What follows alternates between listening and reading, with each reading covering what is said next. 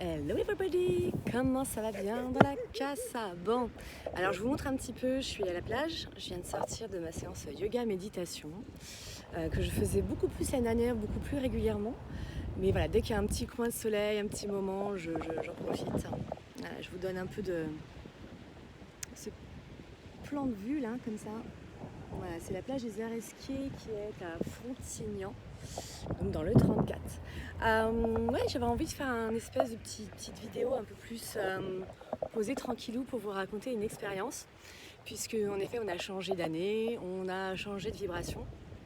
Alors j'avoue, merci à la numérologie, parce qu'avant, moi c'était un trou spatio-temporel le jour de l'an. Mais il se passe rien. Il n'y a pas de solstice, il n'y a pas de machin. À quel moment tu changes d'année comme ça? Et puis alors le pire pour moi c'était les vœux. Bonne année, la santé, dans le sens de un peu comme le ça va. Salut, ça va. Et en fait, on n'écoute même pas la réponse. Des vœux qui viennent pas du cœur. Voilà, il y a quand même un espèce de consensus parce que voilà, c'est social, hein, de souhaiter les vœux, même à des gens, à la limite votre collègue, que vous pouvez pas blairer le reste de l'année, et voilà, d'un seul coup, vous lui souhaitez une super année. Donc c'est vrai que moi j'ai toujours un peu vu ça, de toute façon même les fêtes, hein, tout ce qui est un peu imposé dans le il faut, je dois, la contrainte sociale. Bon, moi j'appelle ça le bal des faux culs. Et c'est ok, hein, j'en ai fait partie, j'en fais certainement encore partie. J'en élimine pas mal, mais il y en a encore pas mal encore. Et l'idée, voilà, c'est vraiment de le faire avec le cœur. En fait, c'est vraiment ça, on est sur une année 7 pour faire les choses avec conscience. Et conscience et avec le cœur. Et ça se sent tellement quand c'est dit avec le cœur et quand c'est pas dit avec le cœur, mais avec le ah, il faut le dire, la personne va mal le prendre, je vais passer pour un goujat, gna gna gna gna gna, et tous ces trucs de convention sociale. Donc moi voilà, je ne vous faites pas mes bons voeux, la santé, tout le bordel. Non, parce que je pars du principe que je souhaite le meilleur à chacun, chaque minute et 365 jours de ma vie en fait. Et les gens que j'aime encore plus. Non mais c'est dingue, de juste souhaiter ce jour-là des choses en fait. Mais non, mais moi je vous souhaite le meilleur, mais tout le temps, de kiffer. Et en plus le meilleur c'est quoi? Qu'est-ce qui est le plus juste pour vous? Est-ce que c'est justement d'avoir une tempête dans votre vie qui pendant 1 an, 2, voire 3, vous terrasse et vous fout KO? Parce qu'au final derrière, après la tempête, c'est juste un kiff total. Non, je ne parle pas du tout de moi, on arrive dans le sud, je ne vois pas de quoi vous parler. Voilà, donc qu'est-ce qui est le plus juste? Moi je dirais voilà, vivez le meilleur, ce qui est le plus juste pour vous dans qui vous êtes, et surtout en accord avec le plan de l'âme, parce que très clairement ma personnalité à moi, elle n'a pas envie de vivre ce qu'elle vit souvent. Et puis par contre je sais que ok, il y a un sens quelque part, et voilà, et c'est un choix de mon âme d'évoluer dans cette vie, de grandir, et ça traverse certaines expériences. Et justement j'en ai une qui date du 1er janvier. Donc je vous raconte un peu l'histoire. Je vais fêter, je vais en soirée plutôt, parce que ouais, moi je ne fête pas ces fêtes. Je vais en soirée avec des amis, comme un samedi soir j'aurais pu faire à n'importe quelle date, hein, très clairement.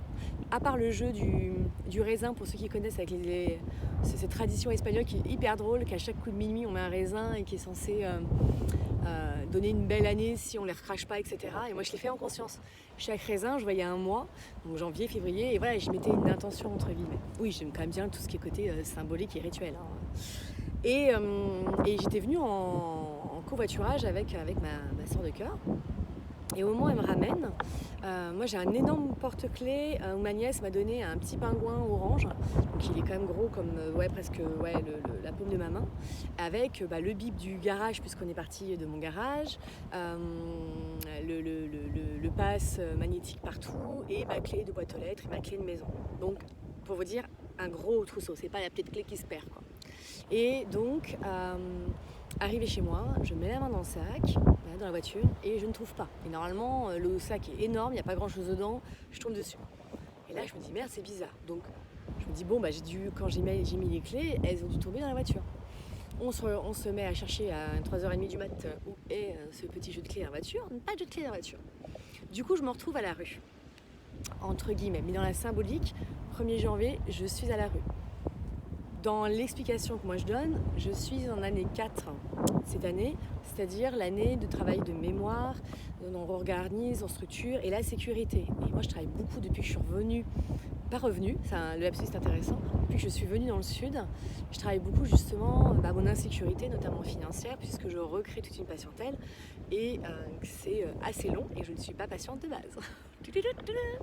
Voilà, j'ai l'impression de recommencer comme il y a 11 ans, sauf qu'il y a 11 ans j'étais en couple. Et c'est ce qui m'avait aidé justement à faire tout ça. Et aujourd'hui, c'est pas le cas. Donc aujourd'hui, il y a vraiment en fait de lâcher encore. Voilà, c'est l'autre étape de je pars dans une région, j'ai presque pas de réseau. Voilà, et je suis en plus je suis célibataire. Donc ça retravaille vraiment pas mal de mémoire. Et quand j'ai travaillé en karmique, en vie antérieure, excusez-moi pour la. Voilà, j'essaie de ne pas mettre de lunettes déjà avec le soleil, mais au moins vous voyez ma tronche. Je m'étais retrouvée justement sur des vies dans la rue.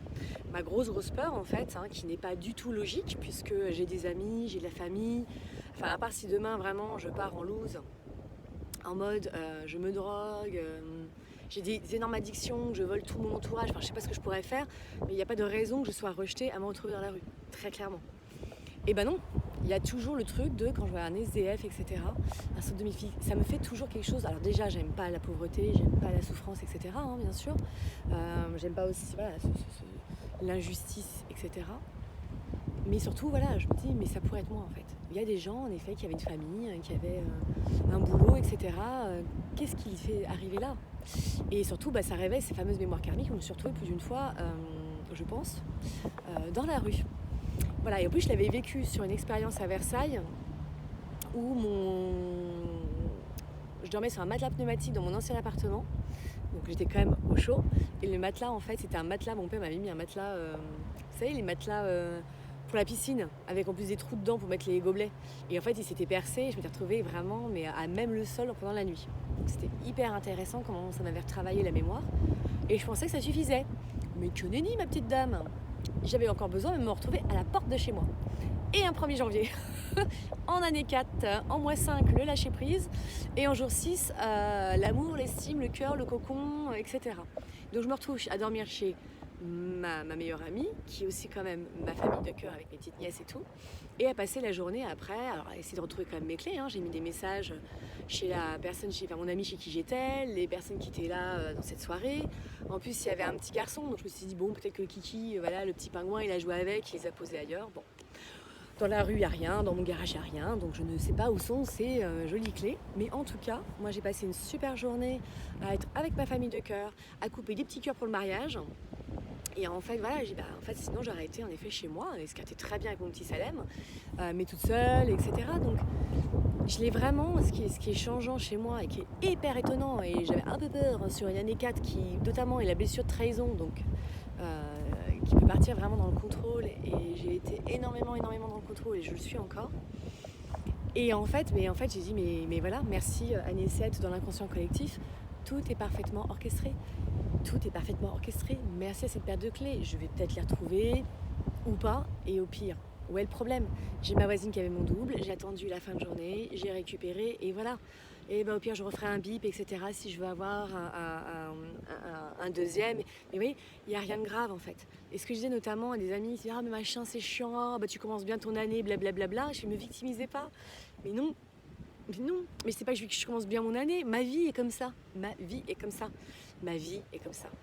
Et d'ailleurs, j'ai une amie qui me disait, mais écris vraiment un bouquin sur ta vie. Je fais, non, mais je crois que je vais arrêter de faire des blogs et je vais carrément écrire le livre. Mais ma vie est comme ça et j'ai vécu tellement pire.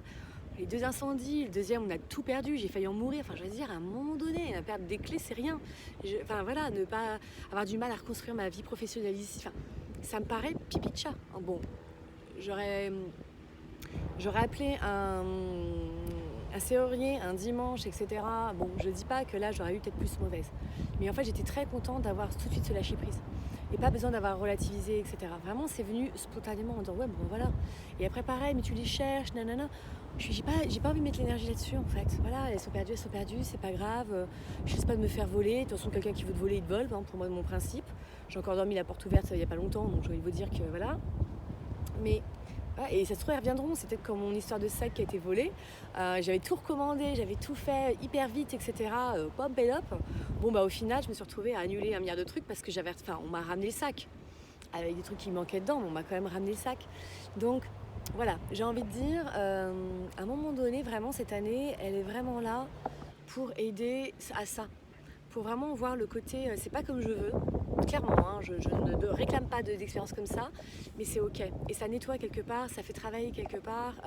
C'est toujours en fait une alerte où un cadeau caché est mal emballé. Vraiment, je le sais et j'ai encore besoin, je pense, de des fois me le prouver. Et notamment, bah là, je vais vous faire la deuxième vidéo sur le mois. On est en mois 8 et le mois 8, c'est aussi les transformations, les colères, la blessure d'injustice. Parce que j'ai pu dire, ah, c'est pas juste, hein. Vous voyez. Et puis voilà, j'ai pas été abandonnée. J'ai encore une fois de plus les mêmes amis qui m'ont accueillie à Cournon-Sec. C'est vraiment une famille de cœur et c'est beau. Et je pense que j'avais besoin de voir que voilà, je ne suis pas à la rue. Même quand réellement je me retrouve à la rue, j'ai toujours quelqu'un sur qui je peux compter. Sur moi bien sûr, mais sur mes liens et mes attaches. Donc je trouvais ça très très beau et j'avais envie de vous le partager comme petite expérience. Ça peut faire une résonance ou rappeler, voilà. Moi j'adore écouter les gens, que des fois même dans le chaos, et souvent dans le chaos, il sort des très belles choses. Après la tempête, je sais pas si vous avez déjà vécu une tempête, mais comment c'est agréable derrière. Alors ouais, la tempête elle est pas cool, mais elle nettoie. Vraiment, une tempête, c'est fait pour nettoyer. Moi, je vois, j'ai vraiment, depuis 2 ans, travaillé des trucs, mais vraiment en profondeur, que j'avais travaillé déjà, hein, plus ou moins.